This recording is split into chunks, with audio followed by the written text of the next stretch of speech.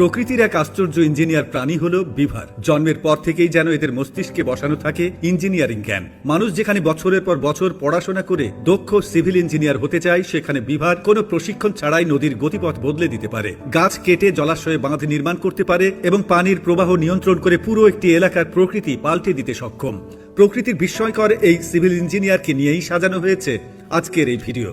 বাদামি রঙের ইঁদুরের মতো দেখতে নিশাচর প্রাণী বিভার সাধারণত জলাশয়ের আশেপাশে বাস করে। এদের পেছনের পা দুটো হাঁসের মতো চ্যাপ্টা, যা সাঁতারে সাহায্য করে। লেজ বৈঠার মতো প্রশস্ত ও আঁশে ঢাকা। স্থলে চলাফেরায় ধীর হলেও পানিতে এরা অসাধারণ সাঁতারু এবং দক্ষ ডুবুরি। আশ্চর্যের বিষয় হলো বিভার টানা 15 মিনিট পর্যন্ত পানির নিচে শ্বাস বন্ধ রেখে থাকতে পারে। বিপদের আভাস পেলে তারা লেজ দিয়ে জোরে পানিতে আঘাত করে সতর্ক সংকেত দেয়, যা অনেক দূর পর্যন্ত শোনা যায়। এতে আশেপাশের অন্য বিভাররা বিপদ বুঝে নিরাপদ স্থানে চলে যায়। বন্ধুরা, যেহেতু আপনি ভিডিওটি দেখছেন, তার মানে আপনি পেজের একজন সম্মানিত সদস্য।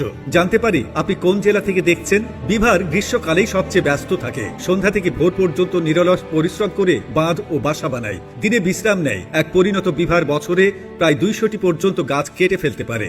তাদের দাঁত করাতের মতো ধারালো এবং ক্রমাগত বাড়তে থাকে। জলাশয়ে তৈরি তাদের ঘর গম্বুজ আকৃতির হয়, যার ভেতরে পানির নিচ দিয়ে প্রবেশের পথ থাকে। এটি এমনভাবে তৈরি যে ভেতরের অংশ সবসময় শুকনো থাকে এবং শিকারীদের নাগালের বাইরে থাকে। বিভারের জীবন শুধু নিজের টিকে থাকা নয়, পুরো পরিবেশের ভারসাম্যের সঙ্গেও জড়িত।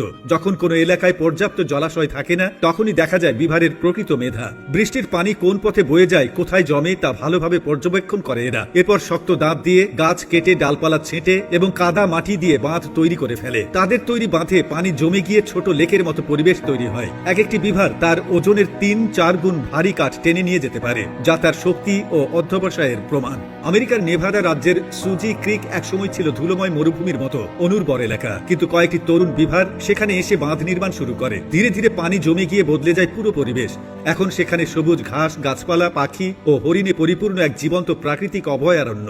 এই উদাহরণই দেখায় বিভার কেবল নিজের জন্য নয়, পুরো ইকোসিস্টেমের জন্য এক আশীর্বাদ স্বরূপ প্রাণী। বিভারের বাঁধ পরিবেশে নানা ইতিবাচক প্রভাব ফেলে। এটি মাটির ক্ষয় রোধ করে, ভূগর্ভস্থ পানির স্তর বাড়ায়, খরা ও বন্যা উভয় ঝুঁকি কমায় এবং বহু বন্যপ্রাণীর জন্য নিরাপদ আবাস তৈরি করে। এছাড়া পলি মাটি আটকে রেখে কৃষির জন্য উর্বর ভূমি তৈরি করতেও সাহায্য করে।